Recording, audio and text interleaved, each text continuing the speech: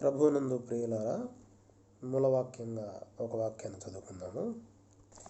Mark సువార్త 13వ అధ్యాయము 31వ వచనం. ఆకాశమును భూమియు గతించును గాని నా మాటలు గతింపవు. దేవునికి స్తోత్రం కలుగునుగాక. ప్రియులారా, దేవుని మాటలను ఈనాడు కొంతమంది అన్యులు, యేసును ఎరుగని వారు దూషిస్తూ ద్వేషిస్తూ మాట్లాడుతూ ఉన్నారు. దానికి కారణం ఏంటంటే వాళ్ళకి చాలా హేళనగా అపహాస్యంగా అనిపిస్తూ ఉంది బైబిల్ గ్రంథం. ఎందుకు అనంటే వారు భక్తిపరులు కాదు, వారి కళ్ళ ఎదుట దేవుని భయము లేదు. ఇంకో విషయము ఇక్కడ దేవుని వాక్యం సెలవిస్తుంది ఏంటంటే, ఆకాశమును భూమియును గతించును గాని నా మాటలు గతింపవు అంటున్నాడు. మరి అలాంటప్పుడు దేవుని వాక్యమే సెలవిస్తూ ఉన్నది. ఆకాశము భూమి గతించిపోయిందా? పోలేదు కదా, ఇంకా అట్లనే ఉన్నాయి కదా. అంటే గతించిపోయే సమయం అనేది ఒకటి ఉంటుంది. మనిషి మరణిస్తాడు, ఈ భూమి మీద పుట్టిన ప్రతి జీవి మరణిస్తుంది ఏదో ఒక రోజున అని అంటారు. అంటే ఇప్పుడు మరణించలేదు కదా అని అనుకుంటావా? అలాగే భూమికి ఒక టైం వస్తుంది, ఆ రోజు ఇవి గతించిపోతాయి. ఆకాశానికి ఒక టైం వస్తుంది, ఆకాశం కూడా గతించిపోతుంది. కానీ యేసయ్య మాట మాత్రం గతించదు. ఎందుకంటే ఆ మాటలో నిత్య జీవం ఉన్నది. భక్తులు అడుగుతారు, మీరు కూడా నన్ను వదిలిపెట్టి వెళ్ళిపోవాలనుకుంటున్నారా అని యేసయ్య అడిగినప్పుడు వాళ్ళు అంటారు, మేము ఎవరి వద్దకు వెళుదాం ప్రభువా, నిత్య జీవపు మాటలు కలిగిన వాడు నీవే కదా అని అన్నారు. అంటే యేసయ్య మాటలో నిత్య జీవం ఉన్నది. యేసు ప్రభు యొక్క మాటలో నిత్య జీవం ఉన్నది కనుక ఆయన జీవము గల దేవుడు అని పేరుంది ఆయనకి. మిగతా ఏ దేవునికి కూడా ఆ పేరు లేదు. దేవతలు అనబడిన వారు, ప్రభువులు అనబడిన వారు ఈ లోకంలో అనేక మంది ఉన్నారు, కానీ మనకు దేవుడు ఒక్కడే. ఆ ఒక్కడే యేసు ప్రభువు వారు.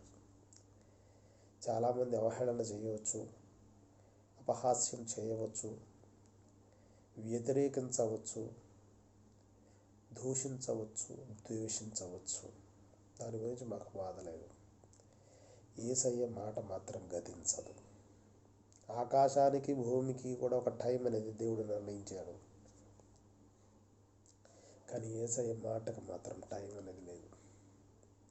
ఎప్పుడూ నిలిచి ఉంటుంది ఆయన మాట. ఒక మాట పలికాడంటే ఇంకా అది యుగ యుగాలు, కోటాను కోట్ల సంవత్సరాలు అయినా సరే ఆ మాట అట్లా నిలబడిపోయి ఉంటుంది. అంత ప్రత్యేకమైనటువంటిది, అంత జీవం కలిగిన మాట అది. అందుకే ఆ తర్వాత వచనంలో 33వ వచనంలో అంటాడు, జాగ్రత్త పడుడి, మెలకువగా నుండి ప్రార్థన చేయుడి. దేవుని స్తోత్రం కలుగునుగాక. ఈనాడు కొంతమంది మతోన్మాదులు వ్యతిరేకిస్తున్నారని, మనల్ని దూషిస్తున్నారని, ద్వేషిస్తున్నారని బాధపడడం మానేసి మెలకువగా నుండి ప్రార్థన చేయడం ప్రారంభిద్దాం. ప్రార్థన చేసినప్పుడు సాతానుగాడు యొక్క కట్లు ఏవైతే ఉన్నాయో అవన్నీ త్రెంపివేయబడి వాడు మన మీద ఉంచినటువంటి ఆ కట్లన్నింటినీ తెంచివేసి పాప బంధకాల నుండి దేవుడు మనల్ని విడిపించి పరిశుద్ధులుగా మార్చే క్రమంలో దేవుడు మనల్ని ముందుకు తీసుకెళ్తాడు. ఈనాడు ఇంత గలిబిలి సమాజంలో కానీ, క్రైస్తవ సమాజంలో కానీ, క్రైస్తవేతర సమాజంలో కానీ ఏర్పడడానికి కారణం క్రైస్తవులమైన మనలో ప్రార్థన లోపించడం వల్లనే. ప్రతివాడు బైబిల్ పట్టుకొని బయలుదేరుతున్నాడు. బయలుదేరి యేసు ప్రభు గురించి చెప్తూనే వేరే మతాల వాళ్ళ గురించి విమర్శ చేస్తున్నారు. వేరే మతాలలో ఉన్న మంచి పాయింట్లను తీసుకొని లేవనెత్తి, అందులో ఉన్న మంచిని లేవనెత్తి, అందులో యేసుకు సంబంధించిన కోణం ఏదైనా ఉంటే అది ఎత్తి చూపిస్తే వాళ్ళు మారు మనసు పొందడానికి అవకాశం ఉంటుంది. కానీ మీలో ఈ లోపాలు ఉన్నాయి కదా, మీలో ఈ పాపాలు ఉన్నాయి కదా అని చెప్పి మనం ఎత్తి చెప్తే వాళ్ళు కూడా మన మీద దుమ్మెత్తిపోసే అవకాశం ఉంది. అట్లా అని చెప్పి బైబిల్లో ఏమైనా లోపాలు ఉన్నాయంటే బైబిల్లో ఏ లోపము లేదు. అయినా సరే వాళ్ళకు లోపాలుగా కనపడతాయి. దానికి మనం ఏం చేస్తాము? మనమైతే ప్రార్థన చేయాల.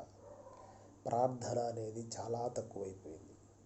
ఎంత తక్కువైందయ్యా అంటే, ఒకప్పుడు భగత్ సింగ్ అయ్య గారు రాత్రంతా ప్రార్థన చేసేవాళ్ళట. ఈ రోజుల్లో రాత్రంతా ప్రార్థన చేసే ప్రార్థన పాస్టర్లు, బోధకులు ఎక్కడున్నారు? చూపించండి, ఒక్కళ్ళు కనపడుతున్నారా? ఎవరైనా సరే ఒక గంట అరగంట ప్రార్థన చేస్తున్నారు, లేచిపోయి ప్రసంగ పేటికల మీద కూర్చొని దంపుడిగా టన్నుల కొద్ది ప్రసంగాలు చేస్తారట.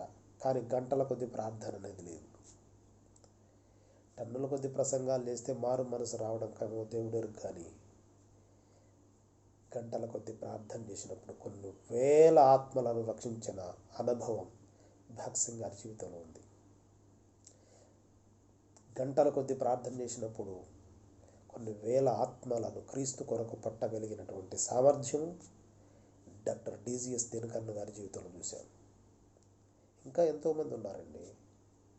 వాళ్ళు అనుకరించి మనం ప్రార్థనా పరులమైతే ఆటోమేటిక్గా ఈ కట్లన్నీ తెంచివేయబడతాయి, మనకు మోయబడిన ద్వారాలు తెరవబడతాయి.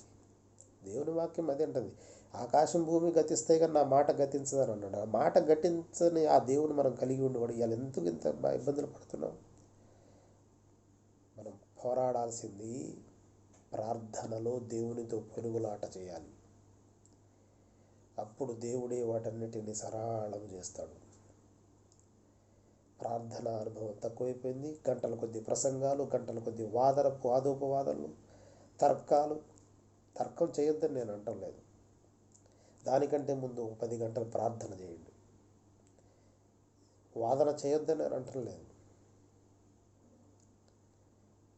సముచిత ఆలోచన కలిగిన వ్యక్తులతోనే వాదన చేయండి.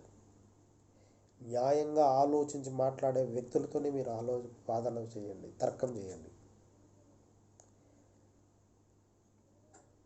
అటువంటి వ్యక్తిత్వాలను మనం కోరుకోవాలి. ఆనాటి పౌలు లాంటి సేవ ఈనాడు జరగాలంటే ప్రార్థనే ఆధారం. దేవుని స్తోత్రం కలుగును గాక. ఆమేన్.